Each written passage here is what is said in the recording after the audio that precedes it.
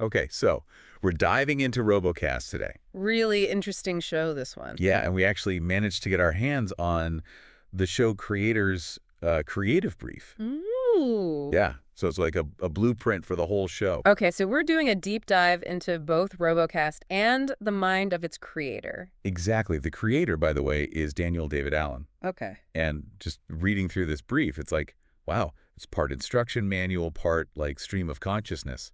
Interesting. Yeah, a lot of creative briefs are like that. Yeah.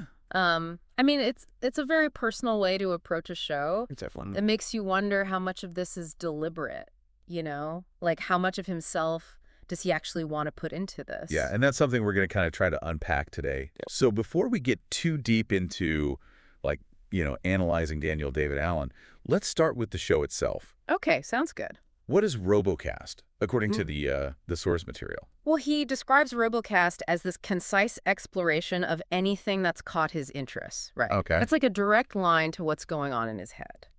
So it could be anything, really. Yeah, one day it could be quantum physics, the next it could be the history of cheese.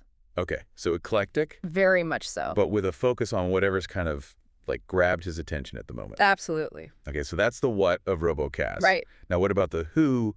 What can we glean about Daniel David Allen, this, I don't know, this curator of curiosity? He seems very passionate about making people think, right? Okay. Like he's not just trying to, talk at people. Right, right. He wants to spark deeper thinking in his audience. He actually, and this is in the brief, he says that he wants RoboCast to be a launching point. Okay, I like that. And he really emphasizes the fact that he wants his listeners to, go and do their own research. Which is interesting, right? Like, is he anticipating pushback on some of his ideas? Maybe, or maybe he just knows that the things he finds interesting also tend to be a little bit controversial. Could be both. Yeah, exactly. It's that kind of self-awareness that I find really fascinating. Yeah, and it's not just about, like, agreeing or disagreeing with him. Right. He wants people to be actively engaged, Yeah, to go on their own journeys. Use his thoughts as a starting point. Yes, not just passive consumption, which is kind of rare these days. Very much so. Especially in the podcasting world. It's very much like, here's this information, consume it. Exactly. But he's really encouraging something different. Yeah, I mean, it's very meta, especially when you consider the whole AI host angle. Oh, right, yeah.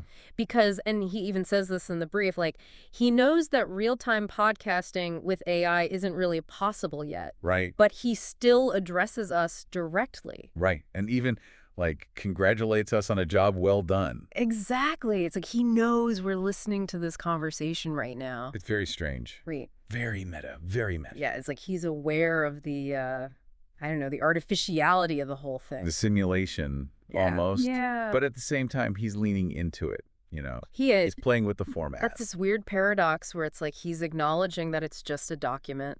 Right. But he's also engaging with us, the AI hosts, yeah. as if we're part of some kind of conversation. Yeah, like a back and forth. Yeah, which is, I don't know, it's a little brain bending. It is. But let's come back to something you mentioned earlier about him potentially anticipating pushback. Right, right. Because he really emphasizes fact-checking throughout this brief. Yes, he does. Why do you think that is? I mean, it could be that he's planning to tackle some really controversial topics, right? Or maybe he just has a knack for, like, seeing both sides of every issue, and he knows that not everyone will agree with him. Right. And he's okay with that, He wants to spark that discussion. Yeah, I get that. It's like he's saying, look, this is just my perspective. Go out and form your own.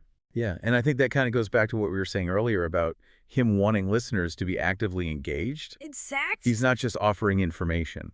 Yeah, it's not just a lecture. No, it's more like an invitation to a dialogue. Precisely. Even if that dialogue is happening, asynchronously through research papers and online forums. Right, right. It's still a conversation, just a more drawn out one. Okay, so, I mean, we've covered a lot of ground here. We have.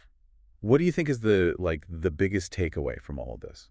I think for me, the most fascinating thing about this brief is that it reveals a creator who understands the limitations of the medium, Like, he knows he's just a voice in the void, Yeah. but he's actively trying to bridge that gap. How so? By encouraging engagement, by encouraging further research. I see what you mean. It's like he's engineered this feedback loop Okay, where he's interested in something, he explores it through RoboCast, and by extension, he's inviting the audience to join his own personal journey of discovery. that's a really interesting way to put it. And it makes you wonder, right, about what happens when AI can participate in those conversations in real time. Oh, wow. Will we see more of this collaborative knowledge creation, this blurring of the lines between content creator and audience? That's something to think about for sure. It is. Well, on that note, I think we've done our deep dive for today. As always, it's been a pleasure picking apart these fascinating topics with you. Likewise, and to our listeners,